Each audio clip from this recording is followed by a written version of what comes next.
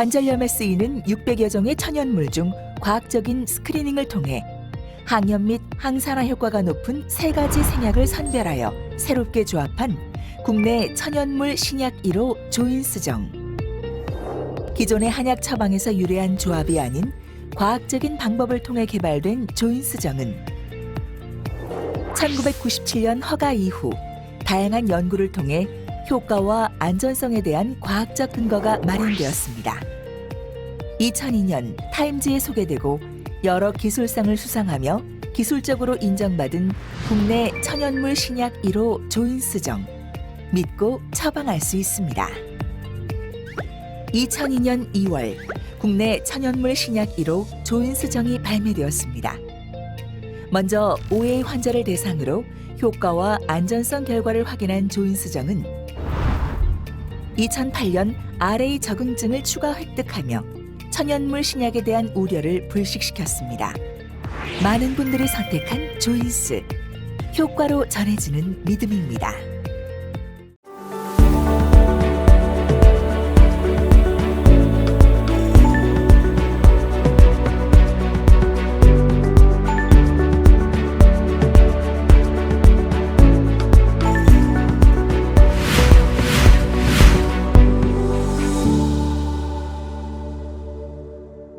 그러면 다 발표를 하셨기 때문에 질문을 받겠습니다. 먼저 인터넷으로 우리 이제 질문을 받으면요. 배지훈 교수님이 메디얼 크로징 DF와 MP 플리크를 동시에 시행할 때 피모랄 터널 위치가 플레이트 헤드에 걸리거나 이런 경험이 있는지 궁금합니다. 이런 질문을 하셨어요. DF를 하신 그 윤정로 선생님 어떻게 생각하시는지요? 저는 저 DFO 하면서 사실 저는 메디얼 리핑을 주로 하기 때문에요. 그런 경험은 저는 요번에 네. 아까 윤정로 선생님이 발표한 그 뽕화 네. 교수의 논문 있잖아요. 네네네. 그것도 마찬가지. 제가 사진을 보니까 네. DF를 하면서 디로테이션 하면서 이제 MP 플리컨을 했더라고요. 네. 그 문제가 뭐냐면은 메디얼에 DF를 플레이트를 하면은 네. 저게 피모랄 터널을 뚫어야 되잖아요. 맞아요. 피모랄 터널. 네. 거기 이제 아이소메트릭 포인트가 가리는 거죠. 네. 플레이트가. 그럼 플레이트를 옮기면 어떠냐? 사실 플레이트는 아나토미컬하게 맞춰져 있기 때문에 이게 플레이트를 위로 올린다고 해서 이게 그러면 뼈에 잘 안 맞게 되죠. 고정을 할 수 있지만. 그러면은 고정을 하게 되면은 DFO 한 케이스가 이게 뼈가 찌그러지는 거죠. 그렇기 때문에 사실은 DFO 하면서 MP 벨리컨 하면 굉장히 좋진 않아요. 근데 피모랄 터널을 뚫을 수는 있지만 플레이트를 변경을 해야 되고 플레이트를 정상적으로 붙이면은 피모랄 터널을 뚫을 수가 없는 거죠. 그렇기 때문에 요거를 같이 하면 좋지 않고 실질적으로 저는 뭐 MP 벨리컨을 거의 안 하고 메디얼 리핑을 꼭 해줘야 됩니다. 리핑을 안 하면은 엑스레이에서 좀 파텔라가 틸팅이 오기 때문에 꼭 해줘야 됩니다. 또 두 번째 질문이 송시영 교수님, 퍼스트 디스로케이션 시 루즈바디 리무블이 꼭 필요하다고 보시는지요? 루즈바디 리무블은 루즈바디 저는 그 사이즈를 보고 결정을 합니다. 그래서 대부분 사이즈가 작은 경우는 꼭 제거할 필요가 없다고 생각이 들지만 사실 되게 퍼스트 디스로케이션 시에 루즈바디가 없거나 근데 생기면은 상당히 사이즈가 큰 경우가 더 많은 것 같아서 루즈바디가 사이즈가 크면 제거를 하고 있습니다. 예. 뭐 저 같은 경우에는 뭐 MP 플리컨을 하지 않고 다른 수술 기법을 하지만 굉장히 큰 경우에는 뭐 제거를 하지만 루즈바디가 사실은 되게 좀 붙어 있거든요. 그래서 띄는 것도 쉽지를 않고 그래서 저는 그냥 냅두고 보고 있습니다. 환자들이 좀 저렇게 묻죠. 저 프래그먼트를 제거하느냐고. 또 여기에 대해서 어떻게 생각해요? 저는 윤정세. 루즈바디라는 건 일단 떨어진 거를 루즈바디라고 그러지 않나 싶은 건데요. 근데 어쨌든 저 며칠 전에 사실은 이제 저 수술을 했는데 그건 좀 커가지고 이제 픽세이션을 했어요. 근데 생각보다 저는 작을 거라고 생각해서 들어갔는데 그 직원 가족이었는데 애였거든요. 14살짜리. 근데 어쨌든 특히 어린애들은 이제 보니 프래그먼트보다는 이제 카틸리지 포션이 오히려 의외로 큰 경우가 많아서 저는 개인적으로는 좀 의심될 때는 루즈바디 있으면은 아스로스코프를 하는 게 답이 아닐까 저는 그렇게 저도 생각합니다. 마찬가지 예, 스코어를 해서 루즈바디가 떨어지면 프레그먼트를 집어내고 예. 루즈바디가 이제 붙어 있으면 굳이 뛰지는 않고 있습니다. 예. 또 김성환 선생님 교수님이 김정인 교수님께 질문 엔트리메디얼 TTC 엔테리오제이션과 메디얼리제이션의 비율을 정확히 예상하기 어려운데 어떻게 하시는지요? 일단 수학적으로 그 삼각형을 생각해 보시면요. 그러니까 오스테오토미 플레인을 몇 도로 하느냐에 따라서 그 밑변과 높이의 비가 달라질 수 있습니다. 그래서 그거는 뭐 저기 시뮬레이션을 좀 해보실 수 있을 것 같고요. 아니면 아까 말씀드렸듯이 안테리어리제이션을 만약에 뭐 1에서 1.5 정도 한다고 생각하면 그 상태에서 이제 메디알리제이션 정도만 이제 결정하면 되니까요. 만약에 환자가 인스타빌리티가 메인이다. 그러면 그 메디알리제이션을 많이 해야 되기 때문에 그런 경우는 약간 이제 각도를 죽여서 뭐 45도나 이제 그 정도 각도로 이제 오스테오토미를 치게 되면 메디알리제이션이 그만큼 많이 될 수 있고요. 만약에 이제 각도를 높여서 뭐 60도 정도로 한다면 그만큼 메디알리제이션은 이제 적어지니까 뭐 그런 식으로 하시면 될 것 같습니다. 순 교수님은 어떻게 생각하십니까? 포거슨 오퍼레이션에서. 네, 저는 사실 본 서저리에 관해서는 제가 뭐 제 케이스 같은 경우는 TTT 디스턴스나 파트라이트가 그렇게 심한 경우가 많지 않아서 저는 본 서저리는 그렇게 경험은 많지 않습니다. 저도 마찬가지인데 그 포거슨 오퍼레이션 제 케이스를 한 10여 년 걸 보니까 한 서너 개밖에 안 했더라고요. 그만큼 이제 포거슨이 좀 많지 않은 거죠. TTC가 20mm 이상일 때만 인디케이션이 됐으니까요. 사실은 저게 굉장히 어렵거든요. 계산하기. 그러니까 오블리크하게 그냥 포거슨 오퍼레이션을 소로 합니다. KY 같은 건 안 하고 소로, 조그만 소로 이렇게 딱 치면은 오블리크하게 치고 메디얼리제이션 하면 보통 1cm 정도 더 이상 갈 수가 없어요. 파텔라 때문에. 그 다음에 이제 스코피를 보는 거죠. 스코피에 시프레트를 포탈에서 RM을 하는데 KY를 임시적으로 TT에다가 박아놓죠. 그래서 그래서 파텔라가 인스타빌리티가 있는가 없는가를 보고 만일에 이제 인스타빌리티가 또 있다 그럴 때는 저는 엠페플리크는 하지 않고 그냥 그 즉시 메디알 리핑을 합니다. 그런 식으로 해서 이제 수술하고 있습니다. 또 김성환 교수님이 윤정루 교수님 발거스도 있지만 약간 사진이 인터널 로테이션 돼 보인다. AP 설정이 달라지면 타겟 포인트 설정이 달라질 수 있는 탄데 어떻게 되십니까? 이렇게. 네, 굉장히 좋은 지적사항입니다. 그 실질적으로 이제 HTO는 그래도 오프닝 웨지를 하기 때문에 사실은 그 좀 조절이 가능한데 그 크로징 웨지를 할 때 그리고 물론 뭐 본을 나중에 집어넣어도 뭐 넣어서 좀 줄일 수는 있지만 근데 문제는 뭐냐면 피머는 오스테오토미 쳤을 때 그 앵글 변화가 상당히 그 좁게만 움직여도 많이 변하기 때문에 사실은 저런 어떤 에러가 있는 것이 좀 문제가 되는데요.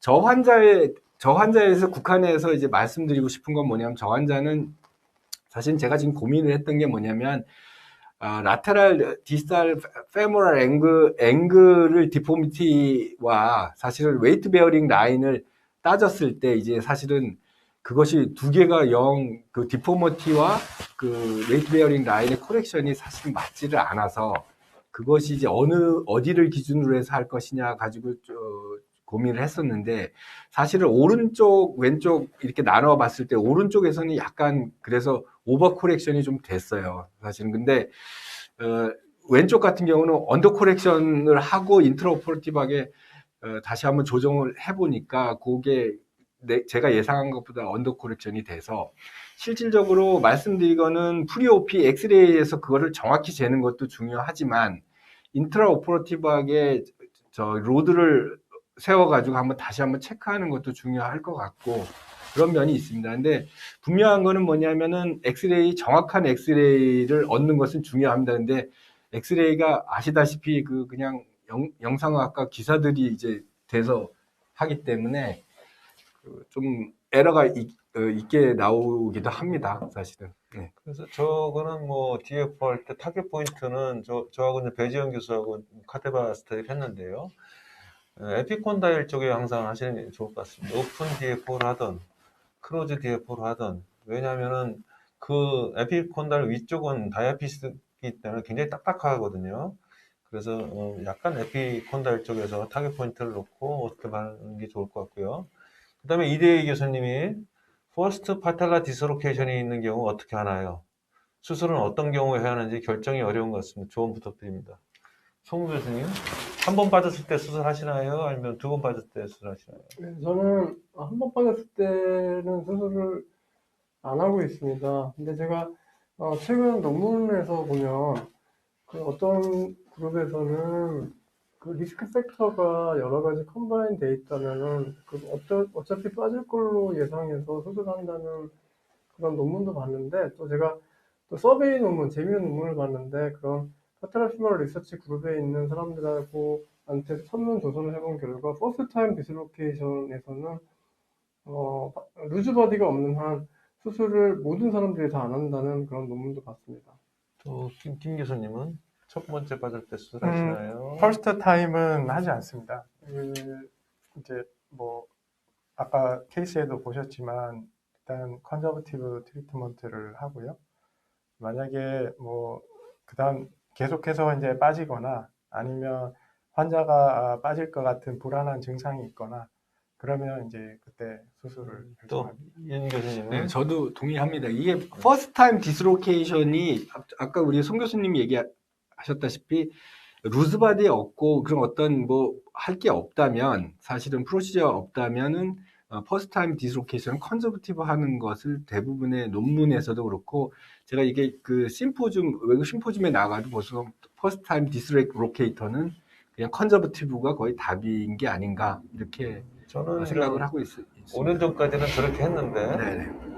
5년 후부터는 제가 수술하면 거의 안 빠지기 때문에 좀 자신감이 생겼어요. 그래서 그냥 첫 번째 빠지면은 환자들이 이제 되게 중고등학교인데 운동을 못 해요. 애들이 뭐 체육 시간에도 조금만 있으면 빠지니까요. 그 마이너 트라우마에 빠지기 때문에 뭐 수술이 해서 빠지지 않게 할 수 있다 하면은 저는 수술하는 게 좋다고 생각하고요. 그래서 아까도 이제 인디케이션이 있는 여러 가지 뭐 MPF를 리건을 하든 DF를 하든 뭐 여러 가지 트리트먼트를 통해서 본인이 수술에 자신이 있고 디스로케이션이 안 한다는 경험이 있으면은 저는 뭐 한 번에 해도 큰 문제가 없을 거라고 생각합니다. 그 다음에 이제 하정구 교수님이 질문하셨네요. 파텔라 인스타빌 치료에서 레터럴 리즈는 어떤 경우에 어느 정도 하는지요? 다른 프로세스 컴바인 해도든지 단독을 하시는지요? 요거에 대해서 송 교수님. 네, 저는 수술할 때 이것을 결정을 하는데, 마취를 해서 익스텐션 상태에서 메디얼로 이렇게 슈프팅을 시켜보고, 이거 뭐 극히 이제 주관적인 판단이긴 하지만 슈프팅이 잘 개인적으로 느끼면서 잘 되지 않는다고 느낄 때 수술을 하고 있습니다. 그래서 아스로스콥을 사용해서 그냥 간단하게 하고 있습니다. 그리고 저는 다른 컴바인드로는 그 MPF로 단독으로 하지는 않고 MPF 리컨을 하거나 다른 수술과 하면서 어디셔널 하게 하고 있습니다. 또 김 교수님은 저도 뭐 단독으로 하지는 않고요. 다른 프로시저하고 같이 컴바인해서 하고 있고, MPF 아직 라테랄 릴리즈를 결정할 때 이제 저는 파텔라 틸트 정도를 보고, 만약에 뭐 20도 이상이다 그러면 그때 이제 MPF 라테랄 릴리즈를 이제 같이 하고 있고, 하는 정도는 저는 파텔라 어퍼폴하고 로우폴 그 사이 정도를 일단 타겟으로 해서 하고 있습니다. 또 윤정로 선생님. 네.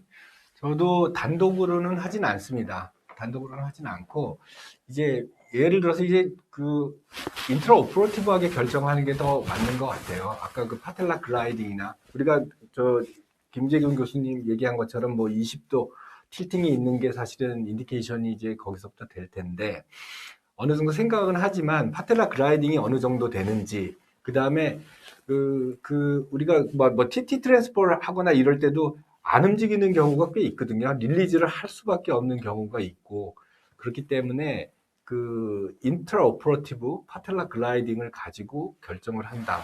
이렇게 얘기하는 게 좋겠습니다. 저는 뭐 인스타빌리티, 디스로케이션 케이스는 무조건 먼저 스커피를 먼저 하거든요. 스커피에서 이제 레터럴 릴리즈를 하는데, 레터럴 릴리즈 한다면 시프라테럴 포털에서 뷰를 보면은 레터럴 릴리즈 가지고 디스로케이션이 해결이 안 되는 게 100%거든요. 그러니까 거기에 맞게끔 다른 프로세스를 컴바인 해야 된다고 이렇게 생각이 듭니다. 다음에 이대희 교수님이 좀 질문했는데요. 인스타빌리티에서 어느 정도 밟을 수 있으면 꼭 DF를 해야 하나요? MPFL만 리컨하면 안 되는지요? 이거는 윤정 교수님. 네, 저게 참 좀 어려운 얘기인데, 저게 보니까, 발구스, 이게 라테랄 디스탈 페모럴 앵글이 굉장히 좀 많이 감소를 하는 것 같아요. 오래된 경우에. 아까 그 플라스틱 디포미티 때문에 점점점 더 그렇게 변해가는 게 아닌가 저는 뭐 개인적으로는 그렇게 생각을 하는데요. 저는 이렇게 생각을 합니다. 헤비추얼 디스로케이션까지 갔다. 리커런트 디스로케이션은 어느 정도 MPFL로도 커버가 될 수 있을 것 같고요. 소프트 티슈 프로시저가. 그러니까 이제 약간 발구스가 한 5도는 너무 많고 한 3도 이상 넘어가면은 사실은 그 다음에 헤비추얼 디스로케이션이다. 그러면은 그거는 반드시 해줘야 할 것 같은 생각이 들고요. 그 다음에 그냥 리커런트 디스로케이션, 그냥 뭐 어느 정도 빠졌다, 괜찮다. 그래서 해봤을 때 우리가 그걸 인트라오퍼러티브하게도 알 수 있으니까 이렇게 그 클립을 잡아서 해봐서 그것은 만약에 리커런트 디스로케이션의 3도 미만이다 그러면은 MPFL 리컨만 해도 되지 않을까 그 정도 생각하고 저의 있습니다. 인디케이션은 DF4를 제가 한 20 몇 개, 한 30 몇 개 했거든요. 한 10년간. 인디케이션은 전장비를 찍어야겠죠. 피모 스캐너그랑 스탠딩을 쪄서 피모 TBR 앵글이 6 내지 8도 이상, 또 웨이트 베이링 라인이 60%. 그리고 외래에서 딱 결정을 할 수가 있죠. 파텔라 디스크를. 그럼 전 DF4를 그렇게 크라이테리를 해서 수술을 하고 있고요. MPFL 리컨을 할 수는 있어요. 그렇지만 저게 이제 피모가 이게 제뉴 발곰이 되면은 MPF를 땡기잖아요. 벡터 자체가 파텔라가 자꾸 레터럴로 나가려는 이런 팩터가 있기 때문에 나중에 OA가 올 수가 있죠. 그러니까 얼라이먼트가 매우 중요하다. 얼라이먼트를 똑바로 해놓고 그 다음에 메디얼 리핑을 하든 무슨 다른 필요치 해야지. 제뉴 발금이 되어 있는 데서 MPF 리컴을 한다. 뭐 첫 번째는 될 수 있다고 생각합니다. 근데 다리가 휘어졌잖아요. 그걸 당겼잖아요. 텐던으로. 그럼 굉장하게 텐션이 많이 가고 파트널 히메랄 조인트 OA도 올 수 있고 나중에 또 리커가 되지 않을까 이렇게 생각이 됩니다. 그 다음에 하정구 교수님이 MPF 리컨 후에 RM 제한, 웨이트 베어링 등은 어떻게 하시는데요? 손 교수님. 웨이트 베어링은 처음부터 수술하면서 바로 톨러러블하게 시키고 있습니다. 그래서 파텔라 피모럴 조인트는 사실 웨이트 베어링 조인트는 아니기 때문에 처음부터 웨이트 베어링을 시키고 있고요. 그 다음에 ROM은 저는 일주일 정도만 그냥 니 무빌라이저를 대놓고 일주 이후로는 벌써 이제 30도 브레이스를 치고 30도로 움직이기 시작하면서 4주에서 5주 됐을 때 그냥 120도까지 그냥 허용을 하고 있습니다. 그 다음에 최충혁 회장님이 질문하셨네요. 윤정루 교수님, 로테이션 프로파일 커렉션을 위해 피모럴 디로테이션 오스토미를 프록시널 피모에서 하는 게 더 효과적이지 않을까요? 디지털 피모에서 시행하시면 조인트 라인 디멘션을 변화시키진 않으실까요? 네, 저거 되게 좋은 지적이고요. 일단 근데 니 서전이기 때문에 이제 사실은 힙은 할 줄 모르고요. 그리고 이제 또 한 가지 이제 추가적으로 생각해야 할 문제가 뭐냐면은 페모랄 디로테이션을 한다고 해서 완전히 로테이셔널 디포미티만 잡는 게 아니라 저 발구스 디포미티를 같이 잡아주기 때문에 사실은 그런 경우에는 그 니에서 하는 것이 유리할 것 같고요. 그 다음에 그 디로테이션만 한다 그런 경우에는 이제 피머에서 고려를 할 수 있겠죠. 근데 그거는 이제 힙서전과 이제 컴바인해서 수술을 하는 것이 더 낫지 않을까 싶은데요. 그거에 대한 경험은 사실은 없습니다. 네. 저도 뭐 휘모 쪽에서 프록시마에서 오스트면 경험은 없고요. 굉장히 어려운 질문 같습니다. 또 다른 질문, 그럼 제가 한번 질문 드릴까요? 포거슨 오퍼레이션을 하잖아요. 포거슨만 해서 해결되는 경우가 있었나요? 김 교수님? 뭐 아직 제가 저기 케이스 보셨지만 퍼거스는 아직 제가 해보진 않았고요. 예, 예. 네, 메디알리제이션 오스테오토미만. 네. 뭐 사실 뭐 포거슨이라는 게 다른 게 아니죠. 엔트레메디아로 오스톰이니까 네, 오블릭하게 네. 치는 거죠. 메디알리 하면은 좀 그렇고. 그래서 저는 뭐 사실은 페이퍼를 쓰기 위해서 좀 봤어요. 파텔라 인스타빌 포거슨이라는 사람이 COR을 1984년도에 발표했더라고요. 근데 저도 포거슨을 몇 케이스를 했는데 요거만 가지고는 안 될 것 같고 항상 스코피를 슈프라이트를 보면은 요게 TTT가 20이 넘으면은 사실 이 언밸런스가 오기 때문에 포거슨 1cm만 이렇게 메디얼리제이션 한다고 해서 다 교정이 잘 안 되는 것 같아요. 그래서 저는 아서스코피, MPFL을 하지는 않고 그냥 인시언 넣어서 메디얼 리핑을 하고 있습니다. 그렇게 하면은 뭐 다시 텐던을 띄거나 그럴 필요는 없고 그냥 심플하게 그런 쪽으로 수술하고 있습니다. 근데 저도 질문이 하나 있는데 네. 사실은 그 TBR 튜버로시스 오스테오토미를 치면 네. 그러니까 페리오스튬이나 뭐 소프트 티슈 어태치를 좀 남기라는 얘기를 하고 그러는데 그거 굉장히 어려워요. 네, 그거 아니 이렇게 그만큼 1cm를 옮기려고 그러면은 이게 그게 잘 안 그렇기 때문에 되는데 그냥 그거 진짜 남길 수 있는 거죠. 파텔라 알타나 바하가 없으면은 저는 좀 오스토미를 이거 소로 하거든요. 네. 조그만 소로 딱 치면은 디지털 쪽은 좀 남기는 게 좋죠. 힌지 네. 때문에. 그렇지만 어떤 때는 또 다 떨어지는 경우도 있고. 네. 근데 스크루를 두고 박는데 보니까 거기가 이제 코텍스이기 때문에 블러드 서플리가 좀 안 좋은 것 같아요. 그래서 본힐링이 좀 잘 안 되고 그래서 스크루를 굉장히 강하게 파코텍스까지 박아주는 게 좋을 것 같고. MPFL 리컨의 문제는 수술을 했는데 꼭 스코피를 봐야 된다고 생각을 합니다. 왜냐면 피모럴 텐션을 너무 했을 때 이 파텔라가 틸팅이 되면서 오해가 올 수가 있거든요. 그래서 MPFL 리컨아들은 항상 스코피를 보고 슈프레라터를 비교해서 ROM을 하면서 파텔라 틸팅이 있는지 이 버전인지를 보고 그다음에 피모럴 쪽에 스크루를 빼가서 텐션을 더 조절하고 또 저는 리핑을 아서스코피를 하는데 항상 스코피를 보고 리핑을 풀었다 뺐다 하는 경우 그래서 굉장히 아서스코피를 항상 이용하면서 파텔라 인스타빌리티를 해결하는 게 좋을 것 같습니다. 또 그 질문은 그럼 MPF를 이렇게 하셨는데 송 교수님은 어떤 식으로 아까도 말씀을 하셨지만 텐더는 뭐를 쓰시고 몇 도에서 고정을 하시고 이런 거 좀 한번 말씀해 주시겠어요? 네.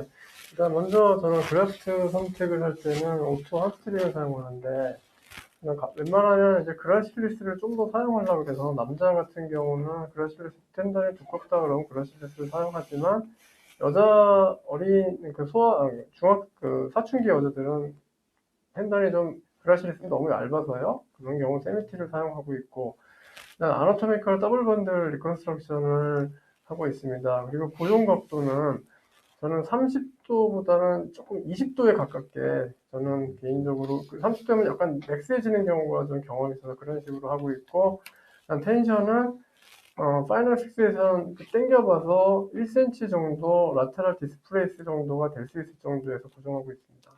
그러면 MPF를 리컨을 하시고 스코피를 꼭 보시나요? 안 보시나요? 네, 저는 스콥을 하기 전과 하기 이후에 항상 스코피로 다시 확인을 하고 있습니다. 혹시 윤정로 선생님, 네. 그 파텔라 알타가 있으면은 익스텐션에서 빠지잖아요, 그죠? 파텔라가 위로 가니까. 네. 파텔라 바가 있으면 약간 프랙션에서 빠지죠. 그런 경우에는 TT를 쳐서 오스템을 쳐가지고 이렇게 옮겨주시나요?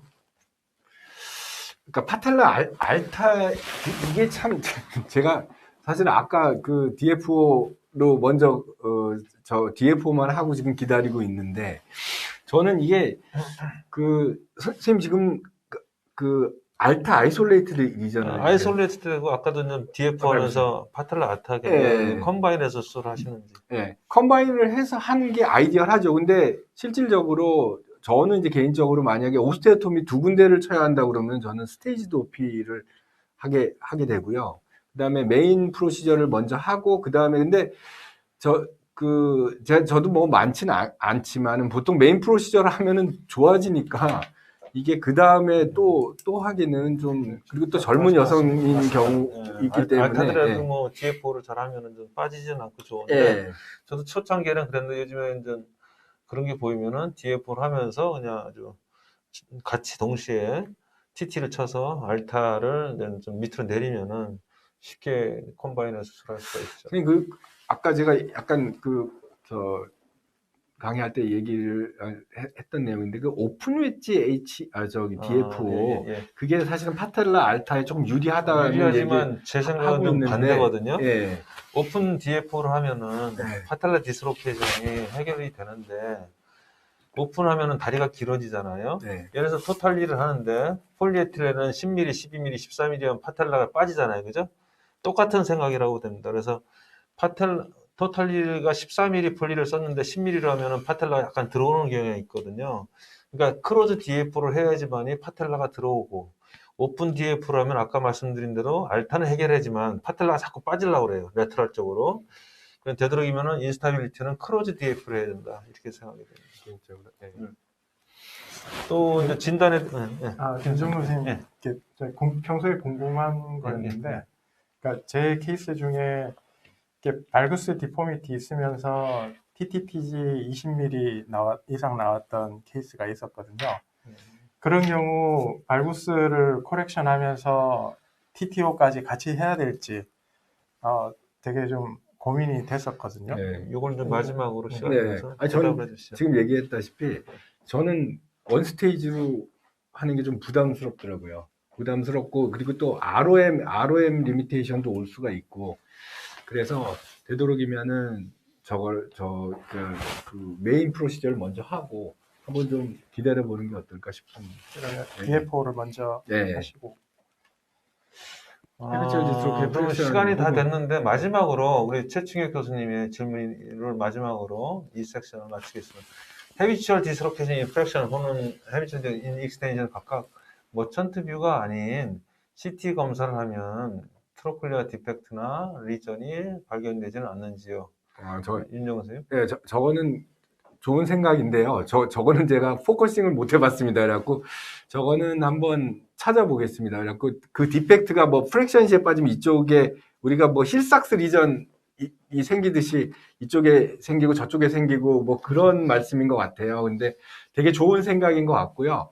저도 한번 그거에 대해서는 한번 좀 찾아보겠습니다. 그 혹시 나중에 또 디스커션 하시죠. 지금은 모르겠습니다. 네, 감사합니다. 그러면 시간이 됐기 때문에 이번 섹션의 파트레이므라는 조인트의 섹션은 이것으로 마치겠습니다. 감사합니다. 관절염에 쓰이는 600여 종의 천연물 중 과학적인 스크리닝을 통해 항염 및 항산화 효과가 높은 3가지 생약을 선별하여 새롭게 조합한 국내 천연물 신약 1호 조인스정. 기존의 한약 처방에서 유래한 조합이 아닌 과학적인 방법을 통해 개발된 조인스정은 1997년 허가 이후 다양한 연구를 통해 효과와 안전성에 대한 과학적 근거가 마련되었습니다. 2002년 타임즈에 소개되고 여러 기술상을 수상하며 기술적으로 인정받은 국내 천연물 신약 1호 조인스정. 믿고 처방할 수 있습니다. 2002년 2월 국내 천연물 신약 1호 조인스정이 발매되었습니다. 먼저 5회 환자를 대상으로 효과와 안전성 결과를 확인한 조인스정은 2008년 RA 적응증을 추가 획득하며 천연물 신약에 대한 우려를 불식시켰습니다. 많은 분들이 선택한 조인스, 효과로 전해지는 믿음입니다.